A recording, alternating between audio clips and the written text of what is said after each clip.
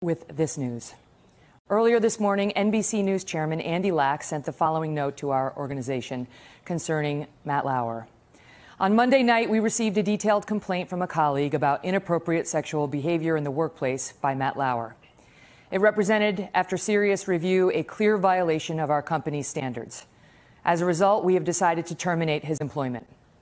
While it is the first complaint about his behavior in the over 20 years he has been at NBC News, we were also presented with reason to believe this may not have been an isolated incident. Our highest priority is to create a workplace environment where everyone feels safe and protected, and to ensure that any actions that run counter to our core values are met with consequences, no matter who the offender. We are deeply saddened by this turn of events, but we will face it together as a news organization and do it in as transparent a manner as we can. Savannah and Hoda addressed this earlier. Here's some of what they said. And Hoda, I mean, you know, for the moment, all we can say is that we are heartbroken. I'm heartbroken for Matt. He is my dear, dear friend and my partner, and he is beloved by many, many people here. And I'm heartbroken for the brave colleague who came forward to tell her story, and any other women who have their own stories to tell. And we are grappling with a dilemma that so many people have faced these past few weeks.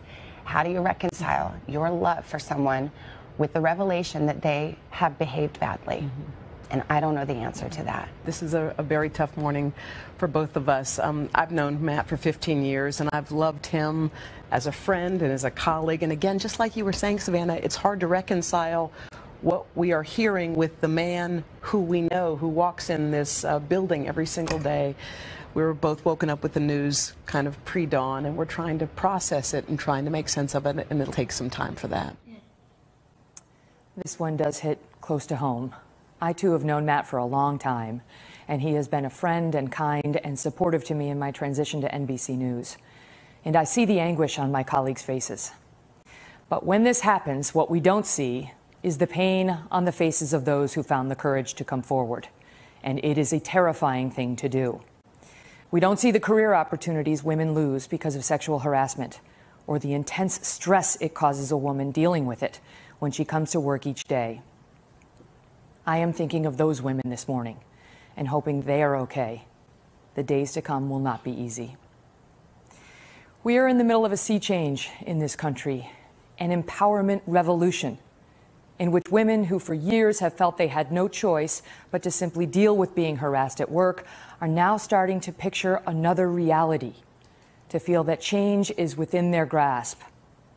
As painful as this moment is for so many here at NBC today, at CBS earlier this month, at Fox News over the last year, in Hollywood this fall, it is a sign of progress, of women finding their voices, their courage, and of the erosion of a shameful power imbalance that has been in place for far too long.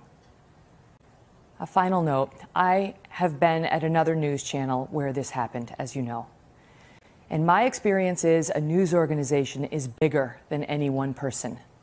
They all face challenges, they all stumble. But the good ones stay standing and forge forward, fulfilling their core mission, journalism. We'll continue to stay on this story and bring you more as we know it. Until then, on with the news.